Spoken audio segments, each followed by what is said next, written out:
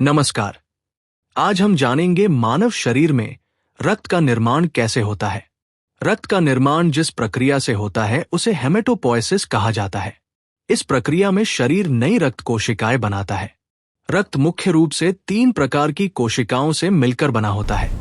पहला, लाल रक्तकण, जिन्हें आरबीसी कहा जाता है। दूसरा, श्वेत रक्तकण, जिन्हें डब्ल्यूबीसी कहा जाता है। और तीसरा, प्लेटलेट्स। अब बात करते हैं कि रक्त का निर्माण कहाँ होता है। मानव शरीर में रक्त का निर्माण मुख्य रूप से अस्थि मज्जा यानी हड्डियों के अंदर मौजूद मुलायम ऊतक में होता है। यहीं से रक्त बनाने वाली विशेष कोशिकाएं उत्पन्न होती हैं, जिन्हें स्टेम कोशिकाएं कहा जाता है। ये स्टेम कोशिकाएं आगे चलकर तीनों प्रकार की रक्त कोशिकाओं में बदल जाती हैं। अब जानते हैं कि जीवन के अलग अलग चरणों में रक्त कहाँ बनता है। जब बच्चा मां के गर्भ में होता है, तब शुरुआत में रक्त का निर्माण योक सैक में होता है।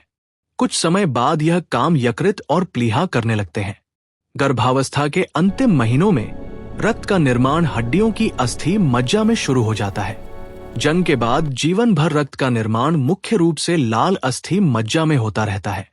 अब समझते हैं रक्त कोशिकाओं के कार्य। लाल रक्त कण शरीर के हर हिस्से तक ऑक्सीजन पहुंचाने का काम करते हैं। श्वेत रक्त कण शरीर को संक्रमण और रोगों से बचाते हैं। और प्लेटलेट्स चोट लगने पर रक्त को जमाने में मदद करते हैं। लाल रक्त कण का जीवन काल लगभग 120 दिन होता है। पुरानी रक्त कोशिकाएं मुख्य रूप से प्लीहा और यकृत में नष्ट हो जाती हैं। नई रक्त कोशिकाएं लगातार बनती रहती हैं, जिससे शरीर में रक्त की मात्रा संतुलित बनी रहती है।